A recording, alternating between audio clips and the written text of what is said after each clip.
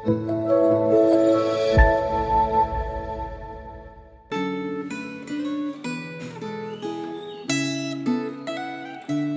Bapak Ibu Saudara, bersyukur pada hari ini sebelum kita memulai semua aktivitas kita boleh datang di hadapan Tuhan, mempersiapkan diri kita. Hari ini kita sudah masuk dalam pasal penutup di dalam Alkitab kita, yaitu Wahyu pasal yang ke-22. Ya, tapi sebelum itu mari kita berdoa terlebih dahulu. Bapa kami bersyukur, istirahat sepanjang malam yang Tuhan berikan bagi kami, boleh kami nikmati. Dan hari ini ketika kami akan melaksanakan semua kegiatan kami datang terlebih dahulu di hadapan Tuhan. Membekali diri kami untuk perjalanan hidup kami sepanjang hari ini. Tuhan berbicaralah kepada kami. Kami siap untuk mendengar firman Tuhan. Di dalam nama Tuhan Yesus kami berdoa. Amin. Bapak Ibu Saudara, saya akan bacakan Wahyu pasal yang ke-22 ayat yang ke-20. Ya, Bapak Ibu Saudara di rumah masing-masing, di tempat masing-masing bisa membaca pasal ini secara keseluruhan. Ini pasal yang luar biasa ya, kalau kita amati kalimat per kalimatnya. Wahyu 22 ayat yang ke-20.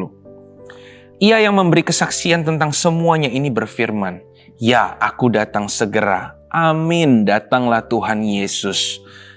Sedemikian jauh bacaan firman Tuhan. Bapak Ibu Saudara, kita semua pernah dengar nggak tentang istilah kaum OTW?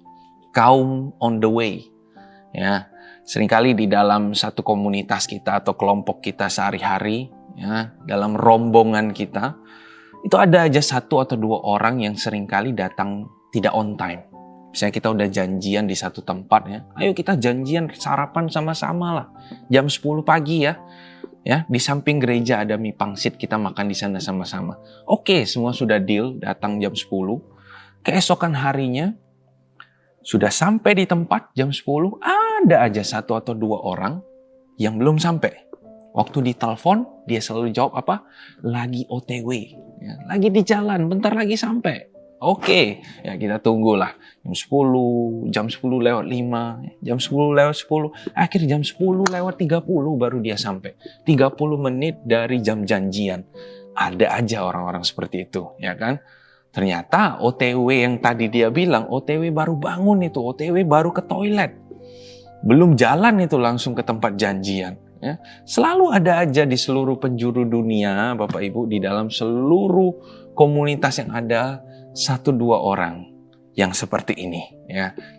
Nah Bapak Ibu Saudara, kisah tadi itu memberikan kita sebuah gambaran. Ya. Seringkali juga di dalam dunia orang percaya, ketika kita berbicara tentang kedatangan Tuhan Yesus yang kedua, kita itu menjadi orang-orang yang menantikan. Ya. Kapan sih Tuhan ini datang? Ya, Tuhan bilang aku datang segera. Dari awal kenaikan Tuhan Yesus di kisah para rasul, ya, itu dikatakan oleh para malaikat bahwa Yesus yang kamu lihat naik ke surga ini akan datang lagi dengan cara yang sama. Akan datang lagi.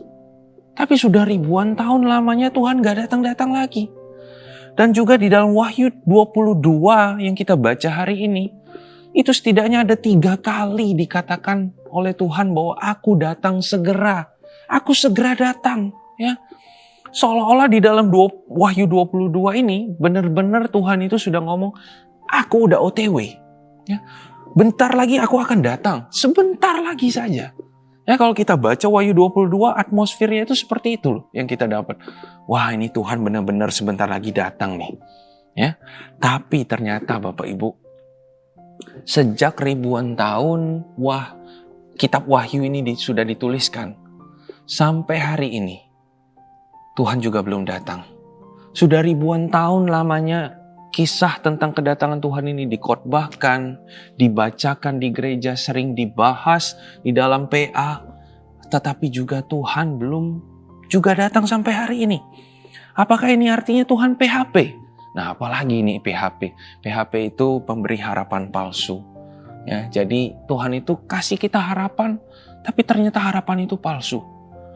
Atau ternyata Tuhan ini juga kaum OTW tadi.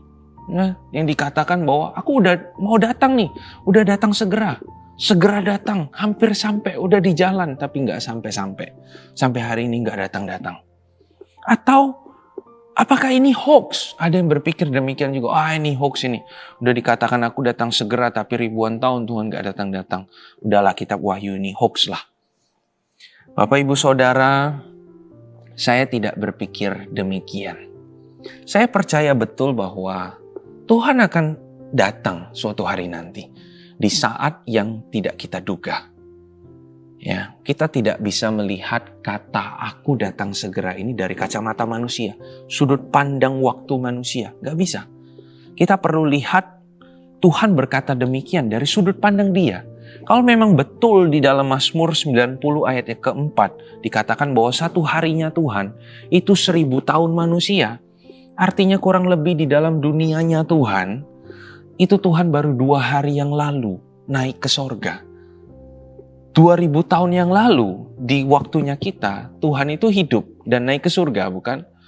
Nah, kurang lebih dalam dunianya Tuhan baru 2 hari Bapak Ibu. Kalau misalnya memang, ini berandai-andai ya, bukan saya meramalkan. Kalau misalnya Tuhan berencana 4 hari setelah dari kenaikan Dia ke surga, artinya di dunia butuh 4000 tahun. Masih ada 2000 tahun lagi masa penantian kita. Keturunan-keturunan kita akan menantikan hal yang sama dengan kita. Tetapi Bapak Ibu sekali lagi ya, bukan berarti saya tahu kapan kedatangan Tuhan 4000 tahun lagi. Tidak ada seorang pun yang tahu. Bisa jadi hari ini, bisa jadi besok, bisa jadi nanti malam ya, atau tahun depan. Tidak ada seorang pun yang tahu. Bahkan Tuhan Yesus sendiri berkata Dia memilih untuk tidak tahu kapan kedatangan Dia yang kedua. Cuma Allah Bapa yang tahu. Maka dari itu Bapak Ibu Saudara, saya pikir daripada kita berusaha menebak-nebak ya, kapan sih Tuhan datang, atau kita menghakimi firman Tuhan berkata ini hoax bukan ya, ini hoax bukan ya. Ada satu hal penting lain yang bisa kita perhatikan yang paling dekat dengan hidup kita dalam masa penantian Tuhan ini. Apa hal penting itu? Diri kita sendiri Bapak Ibu. Terkadang ya saya berpikir, kenapa Tuhan gak datang-datang sampai hari ini? Bukan karena Tuhan yang tidak siap untuk datang. Tetapi justru kitalah yang belum siap untuk kedatangan Tuhan, Bapak Ibu. Kalau misalnya Tuhan datang hari ini, kira-kira kita sanggup gak berdiri di hadapan Tuhan? Kira-kira kita siap gak sih menyambut kedatangan Tuhan? Oh, Tuhan datang hari ini, kira-kira hidup kita ini sudah cukup layak belum ya didapati oleh Tuhan? Atau kalau Tuhan datang hari ini, Tuhan mendapati kita sebagai anak yang setia, hamba yang setia, atau sebaliknya?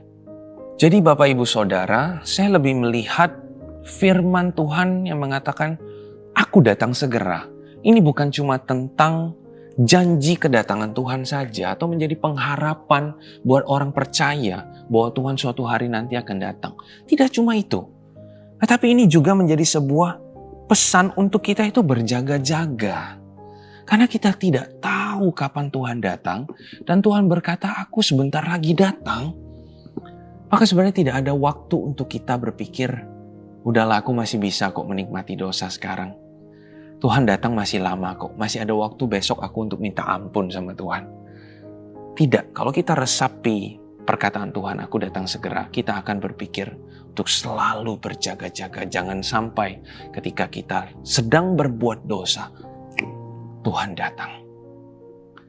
Maka dari itu Bapak Ibu Saudara, firman Tuhan hari ini sebenarnya mengingatkan kita satu sisi ada harapan untuk kita bisa ketemu Tuhan nantinya ya, hidup bersama-sama dengan Tuhan. Tetapi di sisi lain, firman Tuhan ini juga berpesan kepada kita, berjaga-jagalah sampai kedatangan Tuhan Yesus yang kedua benar-benar terjadi.